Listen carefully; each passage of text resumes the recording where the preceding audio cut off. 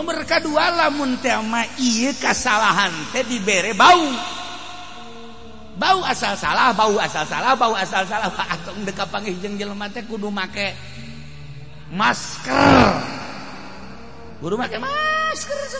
mah bau masyaallah tak kuari mah ya virus di maskeran ari ngomongkeun jelema mah teu di maskeran ngomongkeun jelema ujub takabur ria eta teh leuwih bau tibatan virus mangan sakadar narik nyawa urang hae tapi virus nu eta mah bakal nyeret urang ka neraka jahanam. Ya Allah ya Rabbi kabaliger jelema ku ari disieun-sieun ku ari virus teh padahal virus kolbu paling parah. Cek Imam Jalaluddin Rumi teh mah lamun aya onta atawa kuda kacocok sukuna ku paku lempangna ajle-ajlean sebab nyeri kacocok paku nu bogana nyahoon teu normal ye kajen kumaha ge kuda aing teu normal ye teh tewa kunyana tangkarakeun deuleuan oh aya pakuan nu nyaho hanya nu ngurusan nyabut pakuna kudu nyaho taktikna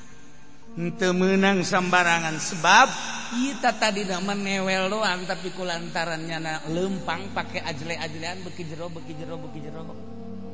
mun harita kakara kena dicabut mah gampang tapi ieu mah geus aya 2-3 samingguna lempang geus teu normal malah geus rada bengkak nu nganyahokeunana ahlina nu nyabutna ge kudu ahlina keneh geus dicabutna kudu diobatan eta paku teh nu nempel kana suku kuda atau onta atau himar dan lain sebagainya tapi diusahakeun kajen kumaha ge sebab teu ngeunaheun ka deuleuna kudana teu ngeunaheun hewanna nu bogana sarua nu ngurusana ge sarua halayak rame ge boga pikiran karunya amat eta kuda ajle-ajlean kitu meureun aya kasakit kabeh mendorong coba tangkarakeun coba periksa coba cabut kabeh reaksi tapi paku ria nu aya di kolbu teu pernah dicabutan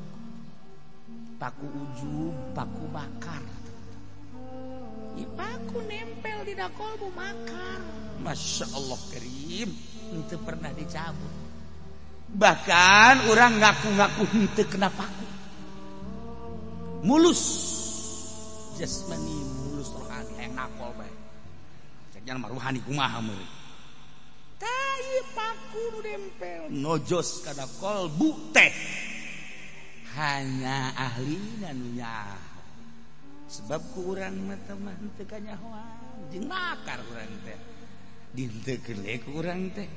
puguh nafsu di lain-lain puguh budun ya dinteu-teu puguh ria dinteu makar we terus hanya guru mursyid anu nyaho panyakit nu aya di murid moal kacolongan guru